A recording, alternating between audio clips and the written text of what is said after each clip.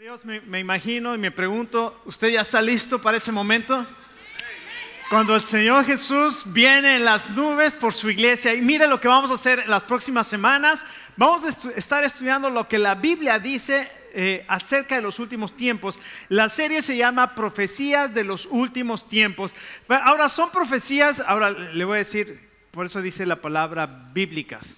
Profecías bíblicas, porque a toda la gente le encanta saber acerca del futuro y quieren saber qué va a pasar en el futuro y cómo van a ser las cosas y con quién me voy a casar y quién va a ser mi próxima ex esposa y todo este tipo de cosas.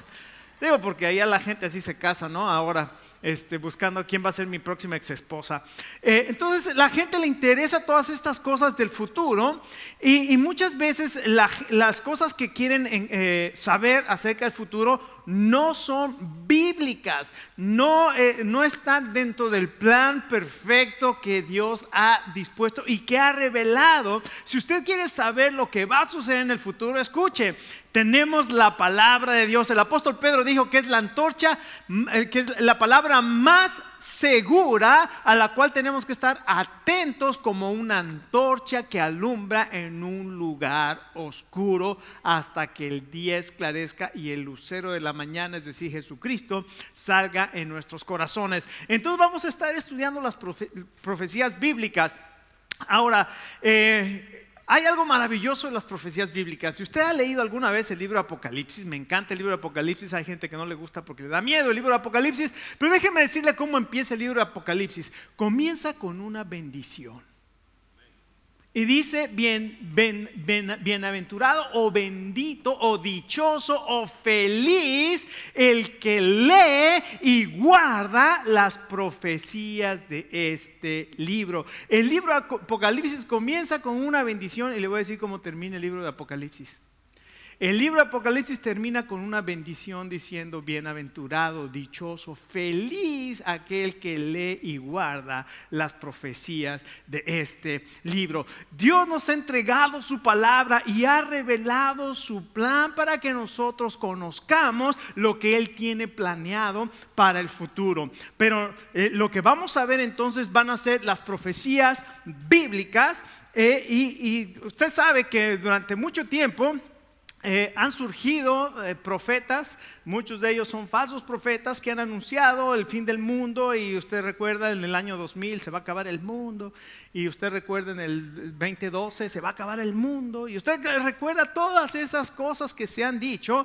Y muchos profetas, muchas personas que han puesto fecha a la llegada del Señor Jesucristo o al fin del mundo. Ahora, hay una bendición maravillosa que es estudiar la profecía bíblica. Entonces Dios nos da una bendición si nosotros leemos y si nosotros guardamos, es decir, obedecemos, practicamos, vivimos de una manera, como acabamos de cantar, practicando y viviendo con anticipación el regreso del Señor Jesucristo. Pero el peligro también que tenemos al estudiar la profecía bíblica es que la gente se enajena tanto con la profecía y quiere comenzar a interpretar de tal manera que quiere encontrar fechas y símbolos y darle sentido a muchas cosas que se pierden. Y ahí tenemos muchas sectas que han surgido por ponerle fecha al día del regreso de Jesucristo. Los Testigos de Jehová, Charles Russell, dijo que iba a llegar en 1889 y no llegó, y después dijo que en 1914 y no llegó, ya hace más de 100 años y no ha llegado. Y entonces finalmente lo que dijo es ya llegó, pero nadie se dio cuenta. Ni usted ni yo, andamos perdidos. Pero la palabra de Dios dice que cuando Él venga, todo ojo le va a ver. O sea que no es que venga de una manera espiritual como dicen ellos. Harold Camping, ¿se acuerda? Hace algunos años, en 2012, gente que empezó a poner en los highways, ¿verdad? En unos panorámicos ahí, anuncios: estás listo para el 2020, para el 2012, el fin del mundo. Y dijo que en mayo 21 del año 2012 se iba a acabar el mundo. ¿Y qué pasó? No pasó nada. Y luego dijo, cuando llegó el 21 de mayo, dijo: me equivoqué. Volvió a hacer sus cálculos, dijo: perdón, me equivoqué, 21 de diciembre.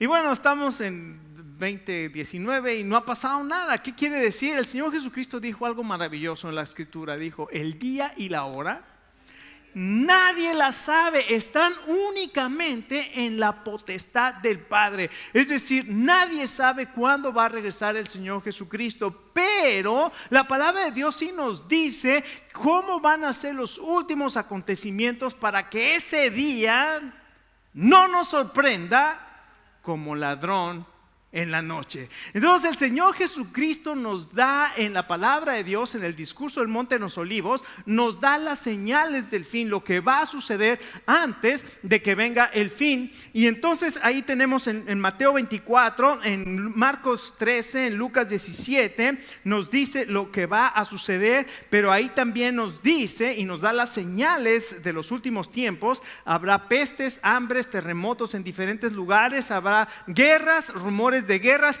Y escuche, todo esto que está diciendo el Señor Jesucristo en Mateo 24 y 25, Marcos 13 y Lucas 17, se está cumpliendo en nuestros ojos. Y dice uno, pero siempre ha habido hambres, siempre ha habido guerras, siempre ha habido todas estas cosas. Sí, pero escuche, Daniel capítulo 12 dice que cuando termine la dispersión del pueblo santo, todas estas cosas van a ser cumplidas. Déjeme decirle una cosa. En el año 70 después de Cristo, el emperador Tito llegó a Jerusalén, destruyó el templo y todos los judíos fueron esparcidos por todas las naciones. Por 2000 años no hubo nación de Israel. ¿Escuchó? Por 2000 años los judíos andaban errantes por todas partes. De ahí viene ese término judío errante. Andaban por todas partes. Pero en 1948, después de la Segunda Guerra Mundial, se juntan las Naciones Unidas y dicen, ¿qué vamos a hacer con los israelitas? Que andan repartidos por todas partes. Y dicen, vamos a darle su territorio. Y en 1948, con votos de las Naciones Unidas, deciden darle su tierra a Israel. La Biblia pregunta, ¿nacerá una nación en un día? Y la historia dice, sí, porque la voluntad de Dios es que su pueblo, Israel, con el que hizo el pacto, regrese a la tierra prometida y nadie los va a poder sacar de esa tierra. Y ahí están los árabes, y ahí está Irán amenazando, y ahí estuvo Egipto, y ahí estuvieron todas las naciones árabes en la guerra de los 6 días y no los pudieron sacar porque de una manera milagrosa Dios los rescató y Él simplemente dice, Israel es mi pueblo. Y escuche, cuando dice en Daniel capítulo 12 que cuando termine la dispersión del pueblo santo, todas estas cosas serán cumplidas. La dispersión del pueblo santo terminó en mayo de 1948. Y el Señor Jesucristo dijo, no pasará esta generación hasta que todo esto acontezca. Damas y caballeros, yo les quiero decir que yo no sé cuándo va a venir el Señor Jesucristo, pero la Biblia dice, he aquí, vengo pronto. Así es que el Señor Jesucristo está por regresar. ¿Qué nos dice a nosotros la palabra de Dios para saber cuándo estas cosas van a suceder? Bueno, tenemos la palabra inspirada de Dios. Este libro, la Biblia, se comenzó a escribir hace 3,500 años con Moisés. Comenzó 3,500 años y con Job, 3,500 años atrás, y se terminó de escribir hace 2,000 años con Juan el apóstol escribiendo el libro Apocalipsis. Entonces se escribió en un periodo de 1,500 años, pero esta Biblia que se escribió hace 2,000 años es más actual que el periódico de mañana. Es impresionante. Les voy a poner un ejemplo solamente. El libro de Apocalipsis capítulo 2 y 3 habla de las 7 iglesias de Asia. Y bueno, yo sé que va a haber si hay estudiosos de la palabra de Dios y si hay estudiosos de la profecía, van a comenzar a salir con que no, así no se interpreta ese pasaje, que es histórico, es preterista, es futurista, es idealista. Me la sé, o sea, me sé esas interpretaciones. Pero déjame decirle prácticamente, bíblicamente, lo que nos dicen esos pasajes. Las características que las 7 iglesias de Asia tienen. La iglesia de Éfeso Es la iglesia original, es la iglesia de los apóstoles, es la iglesia que dice el Señor Jesucristo: yo conozco tus obras y tu arduo trabajo y paciencia, que no puedes soportar a los malos, y que has probado a los que se dicen ser apóstoles y no los son. Escuche, ¿no sería bueno que en nuestro tiempo las iglesias bíblicas pudieran probar a los que se dicen ser profetas y que no son nada? Y la palabra de Dios nos lo dice hace 2000 años, que prueba a los que se dicen ser profetas y no lo son. Y no solamente esto, esta iglesia más o menos representa la iglesia del año 33 al año 100. Pero después viene una terrible persecución. Escuchen. En el año 100 aproximadamente, Juan escribe el libro de Apocalipsis y recibe una revelación de Jesucristo y escribe esta revelación en el libro de Apocalipsis. Eso es lo que dice. Si usted lee Apocalipsis 1:1, ahí está la revelación de Jesucristo que dio Juan a través de un ángel, y él la pone ahí. Entonces es Jesucristo el que revela estas cosas. Y le dice: escribe estas cosas. Y escribe al ángel de la iglesia en Éfeso, y escribe al ángel de la iglesia en Esmirna: yo te voy a guardar por 10 días, los 10 días que vendrán. Ahora, déjeme decirle, la iglesia Esmirna quiere decir sufrimiento. Viene la palabra mirra, que quiere decir sufrimiento. Ahora escuche lo que le voy a decir, que esto es lo que la palabra de Dios dice. Lo voy a guardar de los 10 días que vienen. En el periodo que siguió del año 100 al año 313 después de Cristo, se levantaron varios emperadores sumamente crueles que comenzaron a perseguir ¿a quién? A los cristianos, a la iglesia, y le dice: tú eres la iglesia del sufrimiento, y yo te voy a guardar de los próximos 10 días. Muchos piensan que son los 10 emperadores que surgieron, esos 10 emperadores. Después viene una iglesia que se llama la iglesia de Pérgamo. Pérgamo quiere decir matrimonio. Escuche qué maravilloso. Del año 313 al 590 sucede algo tremendo. La iglesia se casa, la palabra Pérgamo, matrimonio. La iglesia se hace un matrimonio ¿con quién cree?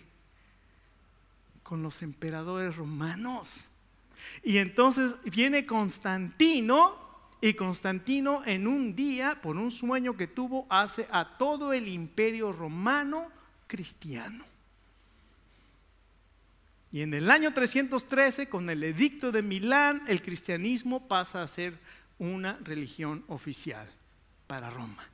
Y ahí, en ese matrimonio de la iglesia con el Estado, comienzan todas las pompas, ¿verdad? Y comienzan todos los rituales y todos los vestidos impresionantes que similaban al emperador. Ahora los utilizaba el obispo de Roma. La palabra de Dios dice en Apocalipsis: la iglesia de Pérgamo. Después viene la iglesia la iglesia pagana, la iglesia de Tiatira, en el año 590 al 1517. Ese es el periodo más largo de la historia, y todas las características de la iglesia de Tiatira son muy parecidas a las características en la historia de la iglesia, y a ese se le llama el milenio del diablo. Ahí es donde se adaptan los ritos paganos. Y después viene la iglesia de Sardis, una iglesia que fue conquistada por estar dormida, pero dice ahí que esa iglesia tenía unos cuantos que no habían manchado sus ropas, y en ese tiempo surgieron los grandes reformadores: Martín Lutero, Juan Wycliffe, Juan Calvino, Zwingli. Todos ellos surgieron y comenzaron a traer una vez más a la palabra de Dios las creencias, y a decir: esto es lo que dice la Biblia, todo lo demás son tradiciones, son ritos, son cosas que se han incluido, pero esto es lo que dice la Biblia. Esa fue la iglesia de Sardis. Después viene la iglesia triunfante, la iglesia de Filadelfia, del año 1700 al 1900 aproximadamente. Esta es la iglesia de la puerta abierta, es la iglesia donde comienza a predicarse el evangelio, es la iglesia de las grandes incursiones misioneras, es la iglesia que se comienza a expandir una vez más por el mundo, y vienen las misiones a China, al interior de China, a la India, a Sudamérica, a todas partes comienza a salir. Esta es la iglesia de Filadelfia. Pero lo más triste y el periodo de la iglesia que nosotros estamos viviendo es la carta que el Señor Jesucristo le escribe a la iglesia de la Odisea. Y estas son las características. Tú dices que eres rico y que no tienes necesidad de nada, pero yo te digo que eres un miserable, pobre, ciego y desnudo. Y déjeme decirle, en nuestra sociedad la iglesia piensa: tengo todo, no me hace falta nada. Y esta iglesia es la iglesia tibia, es la iglesia del último tiempo, que si es, no es, aquí estamos todos para Kumbaya, my Lord, Kumbaya, y todos somos hermanitos y gloria a Dios, aleluya, y se acabó. No es una iglesia firme. Estas es las características del último tiempo. Pero la doctrina de la segunda venida de Jesucristo, escuchen, se menciona 318 veces en 260 capítulos. Es más, hoy le voy a dejar tarea. Usted puede ir a su casa hoy en la tarde y va a contar todos los versículos que habla la palabra de Dios, y son 31,134 versículos, y 8,352 habla de eventos proféticos. Entonces vaya a su casa, cuéntelos y me dice si estoy bien. ¿Ok? La doctrina de la segunda venida de Jesucristo es la razón por la cual el apóstol Pablo escribe esta carta que está en 1 Tesalonicenses. Busque 1 Tesalonicenses 4 y póngase de pie un momento. Creo que la vamos a tener en la pantalla, y sígame en la lectura en el verso 13. Escuche lo que dice el apóstol, porque hoy vamos a ver lo que se llama el arrebatamiento. Con este evento va a comenzar la segunda venida de Jesucristo.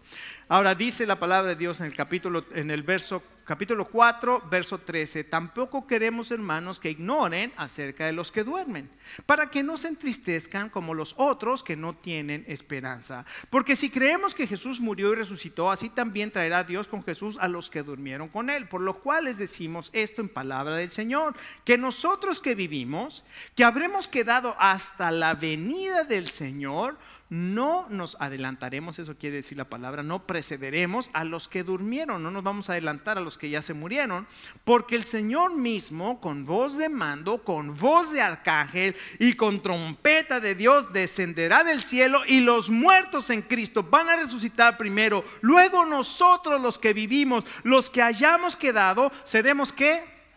Arrebatados juntamente con ellos en las nubes para recibir al Señor en el aire, y así estaremos siempre con el Señor. Por tanto, anímense o aliéntense los unos a los otros con estas palabras. Déjenme alentarlo, el Señor viene. Amén. Vamos a orar. Padre, gracias por tu palabra y gracias por lo que nos enseñas a través de ella, y pedimos, Señor, que nosotros no solamente tengamos el conocimiento, sino que vivamos lo que creemos, porque la bendición del libro de Apocalipsis es para los que guardan y hacen y obedecen las profecías de este libro. Señor, ayúdanos a ser obedientes, a esperar tu regreso, y Padre, a poder hacer la obra a la cual tú nos has llamado, de ser testigos. Oramos en el nombre de tu Hijo Jesucristo. Amén. Tome asiento. Ok, entonces empezamos aquí.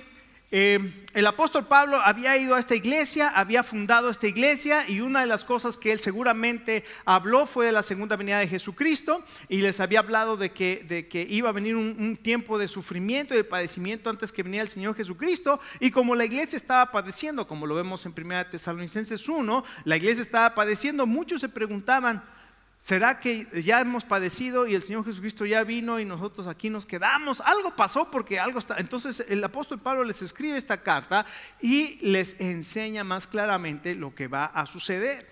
Y entonces lo primero nos habla de la muerte y la esperanza de los vivos. Déjeme darle unas noticias que a lo mejor usted no había escuchado, pero se las voy a decir de todas maneras. Todos los que estamos aquí en algún momento vamos a morir, si el Señor no viene antes, ¿verdad? Pero todos vamos a tener que enfrentar esa realidad. Escuche, la muerte es un recordatorio permanente de lo que el Señor Jesús, de lo que la palabra de Dios nos dice en Génesis capítulo 2. De todos los árboles puedes comer, pero del árbol de la ciencia del bien y el mal no comerás, porque el día que él comieres, ciertamente morirás. ¿Y qué sucedió?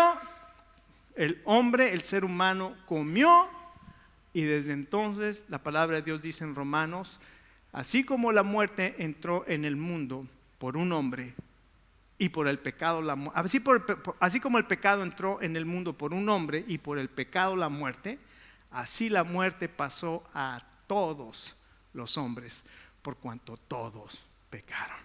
Pero escucha, aunque todos los seres humanos vamos a enfrentar la muerte algún día, aquí nos da unas palabras de esperanza maravillosas y nos dicen: no quiero que se entristezcan como los que no tienen esperanza.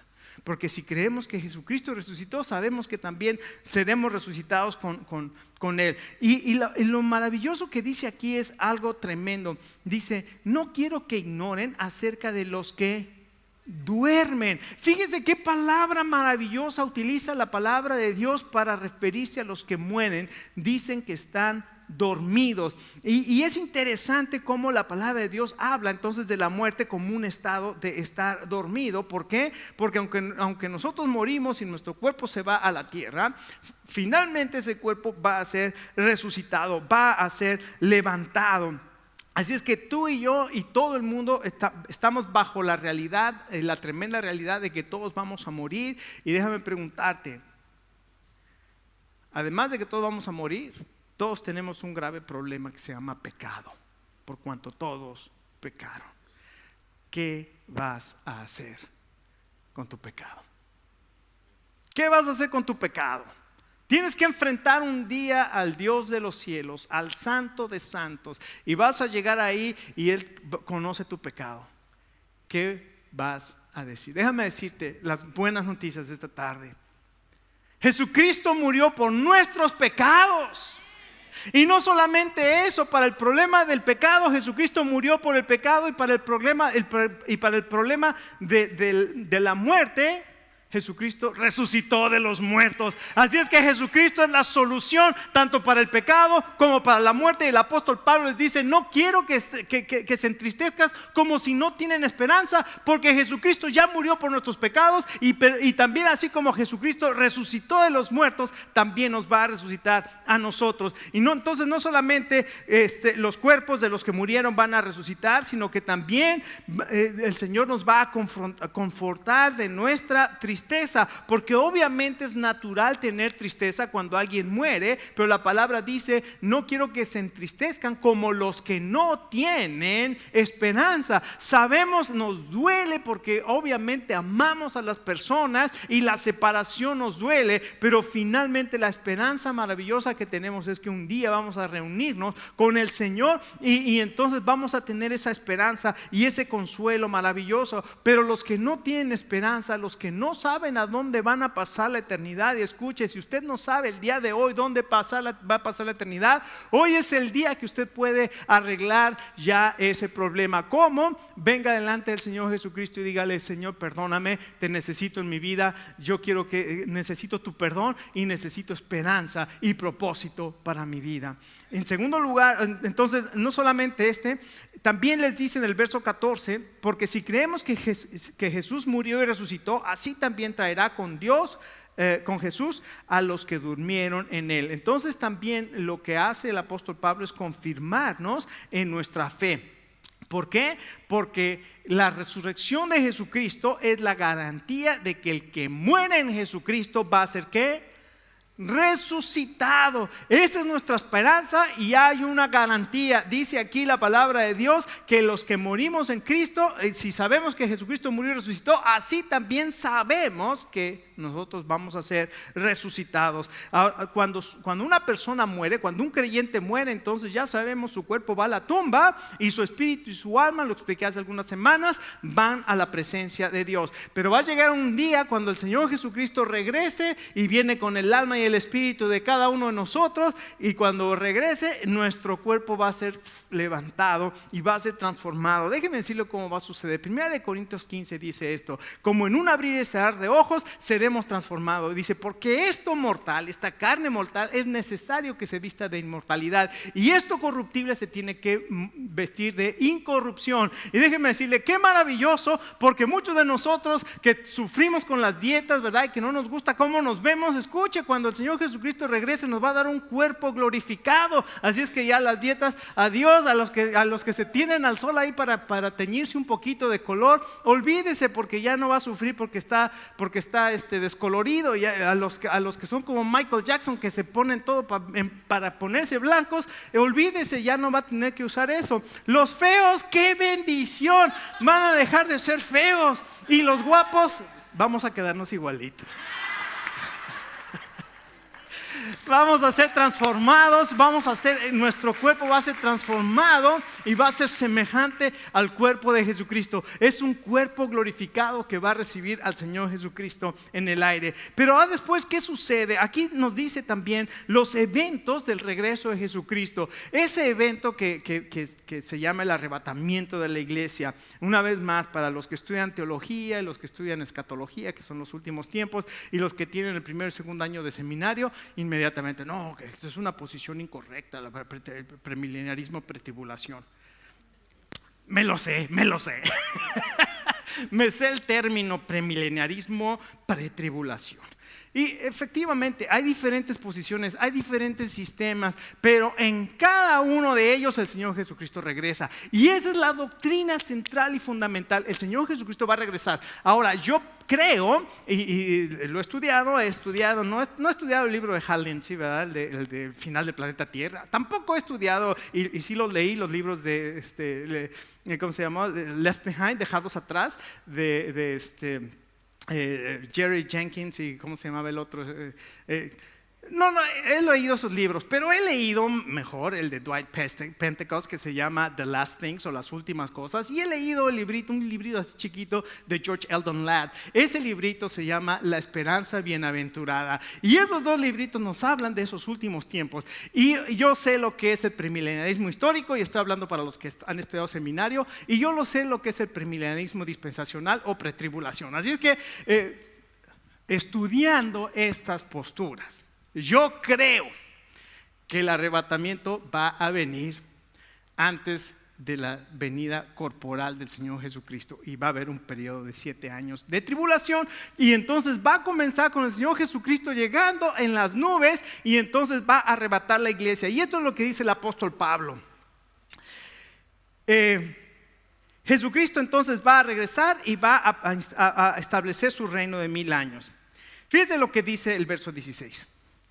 Porque el Señor mismo, con voz de mando, con voz de arcángel y trompeta de Dios, descenderá del cielo, y los muertos en Cristo van a resucitar primero. Escuche, estos son los eventos que van a suceder. El Señor Jesucristo va a regresar en el cielo. ¿Cómo va a suceder eso? Porque dice que aquí va a haber un grito, porque el Señor mismo con voz de mando. Esa palabra voz de mando es la palabra kelusma en griego, y significa orden y grito. Es como un general dando las órdenes a su ejército de una batalla. Y entonces esa señal. Ahora, hay tres veces que se utiliza esta palabra en el Nuevo Testamento. La primera vez que se utiliza, ¿sabes dónde la utilizó el Señor? Cuando estaba frente a la tumba de Lázaro. ¿Se acuerda que dice que el Señor Jesucristo se paró frente a la tumba de Lázaro y gritó? ¿Qué gritó? Lázaro, ven fuera. Y el que estaba muerto, ¿qué pasó? Se levantó.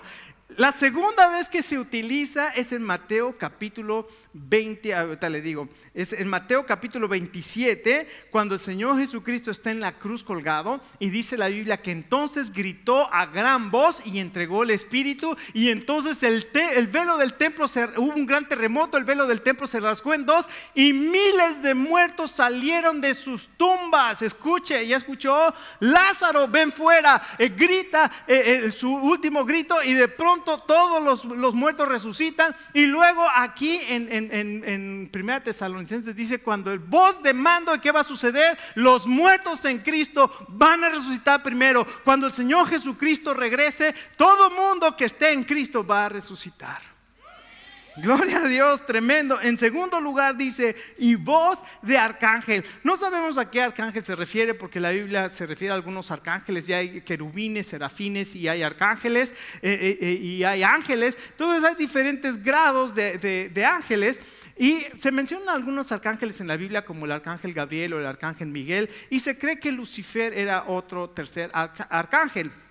Yo creo que puede ser el arcángel Miguel al que se le dé esta orden, donde le dice, desciende. Y entonces el arcángel viene, y el arcángel viene con ángeles. Y además cuando habla el Apocalipsis capítulo 6, y esta es otra manera de por qué creo que va a haber un arrebatamiento antes de la segunda venida. Si usted se fija en Apocalipsis, está ordenado de una manera maravillosa, porque en el capítulo 1 se presenta a Jesucristo, en el capítulo 2 se presenta la iglesia, capítulo 2 y 3. En el capítulo 4 pasa algo maravilloso. El verso 1 del capítulo 4 le dice el Señor Jesucristo a Juan, que está escribiendo, le dice, sube acá, y dice, en el momento yo estaba en el Espíritu. Entonces, cuando le dice sube acá, ya no se vuelve a ver la iglesia en el libro de Apocalipsis, hasta el capítulo 19, cuando el Señor Jesucristo regresa a la boda del Cordero. Y todos esos capítulos, el capítulo 4 y 5 es la adoración celestial que ve Juan, pero el capítulo 6 comienza a ver lo que va a suceder en la tierra, que se llama la gran tribulación. Es un periodo de sufrimiento, y cuando el Señor Jesucristo dice con voz de arcángel, los ángeles aparecen en el libro de Apocalipsis y vienen a traer el juicio de Dios.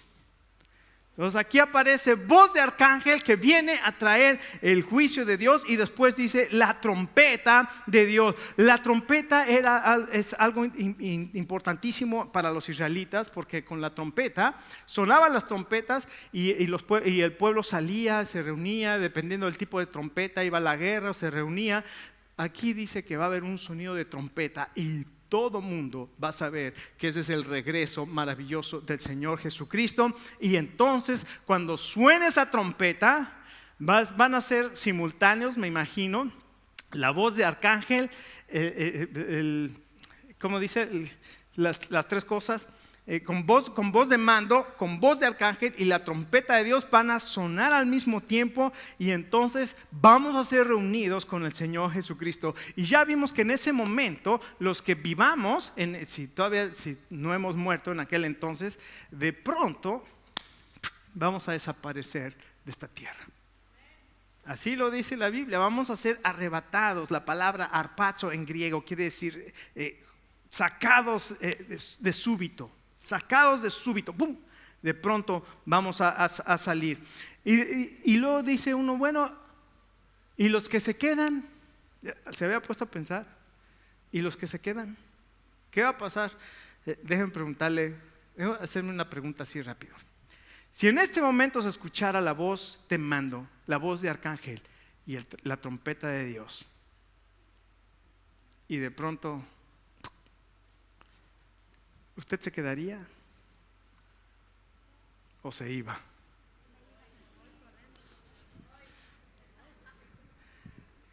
Yo no me quedo, me voy con él. Yo no me quedo, me voy con él. Yo no me quedo, me voy con él. Gloria a Dios. ¿Sabe por qué nos vamos a ir? No porque yo sea bueno y porque soy el pastor de la iglesia y porque he hecho muchas cosas buenas. No, porque soy pecador. Me voy a ir porque un día puse mi confianza en el Señor Jesucristo, y Él pagó la deuda que yo debía, y Él comenzó a transformar mi corazón. No soy yo, no es nada mío, todo se llama gracia. Es la gracia de Dios. Por eso, pero déjeme decirle, si usted, sí, vamos a darle la gracia de Dios.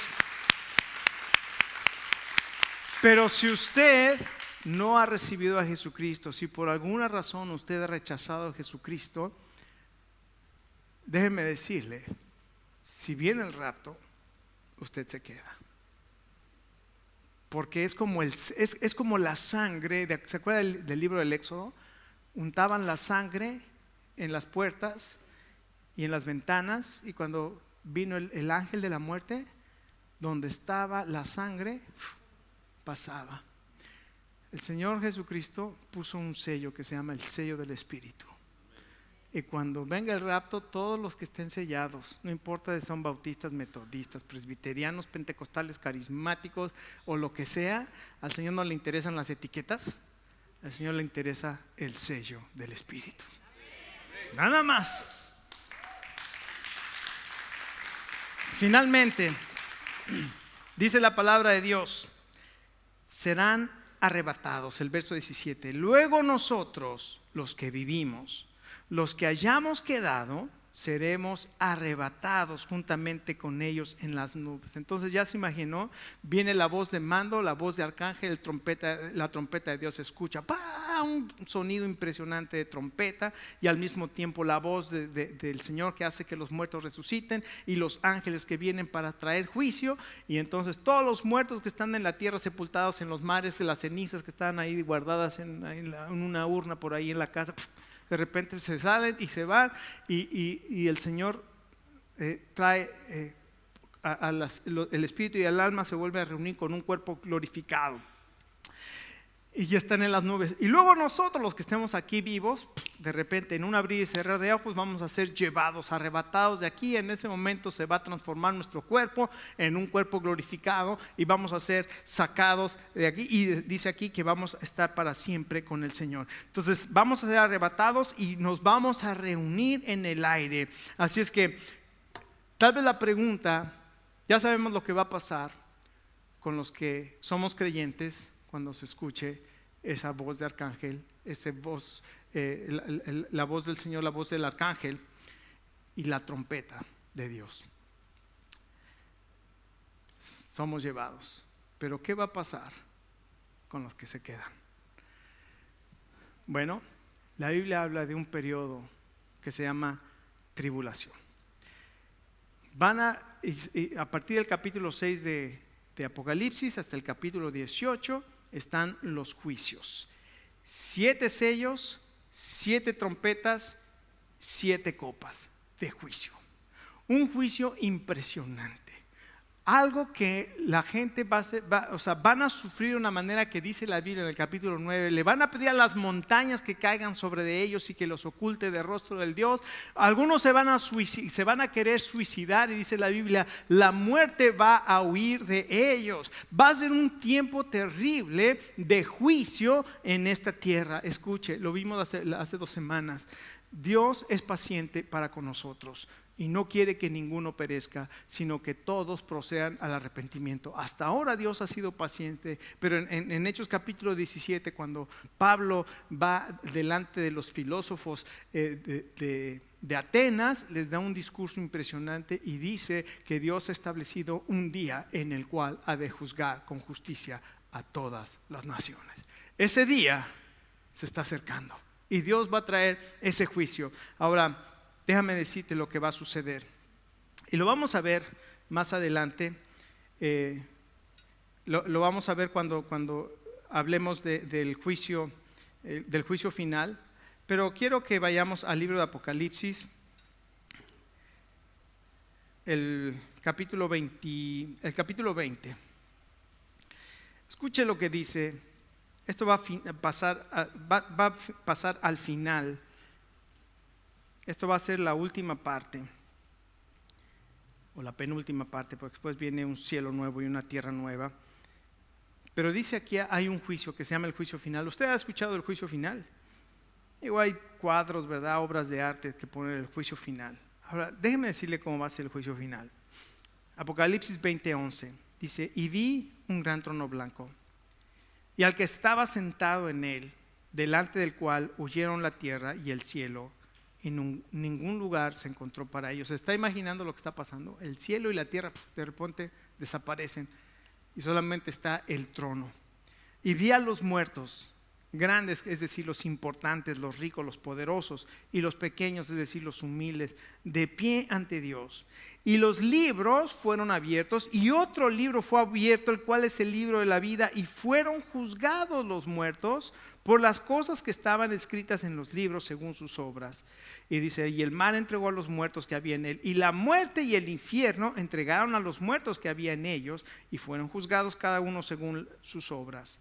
Y dice, y la muerte y el infierno, o la muerte y el Hades, fueron lanzados al lago de fuego. ¿Se da cuenta cómo el infierno no es el lugar final?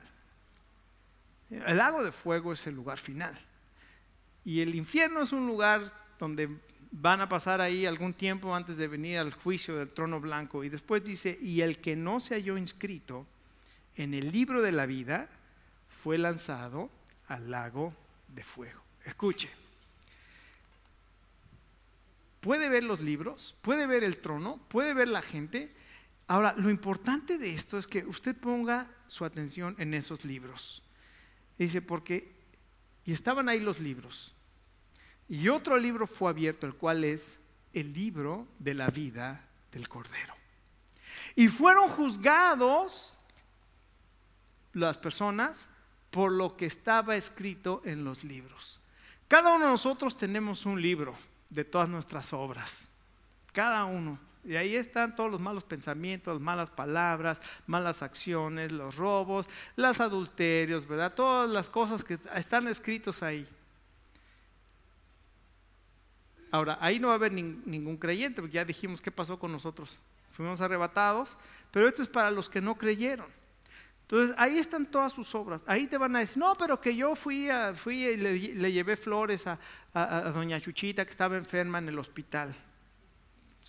Digo, ahí va a estar ahí tus flores a doña Chuchita, pero todo lo demás acá va a estar acumulándose. Y fueron juzgados los muertos según las obras que estaban registradas en el libro. Pero fíjese lo que sucede aquí. ¿Por qué son lanzados los muertos al lago de fuego? Porque su nombre no estaba escrito en el libro de la vida. ¿Sabe qué nos dice eso a nosotros? Que no somos juzgados ni condenados por nuestras obras. Somos juzgados y condenados por lo que hicimos con Jesucristo. Y Jesucristo vino a morir en una cruz por cada uno de nosotros. Y ahí se dejó poner clavos en sus manos y clavos en sus pies. Y una corona de espinas sobre su cabeza. Y recibió una golpiza tremenda. Le desfiguraron el rostro de la golpiza que le pusieron porque él estaba llevando el castigo de nuestros pecados. Y cuando Él murió, estaba muriendo por nosotros. Y cuando Él fue sepultado, sepultó nuestros pecados con Él. Y cuando Él se levantó de los muertos, se levantó para decirnos, yo puedo transformar tu vida y yo te puedo hacer una nueva persona. Y todos los que hemos confiado en eso, nuestro nombre está escrito en el libro de la vida. Y no vamos a ser juzgados porque nuestro nombre está en el libro de la vida. No por lo que yo hice, sino por lo que Jesucristo hizo. ¿No es maravilloso el evangelio de nuestra salvación?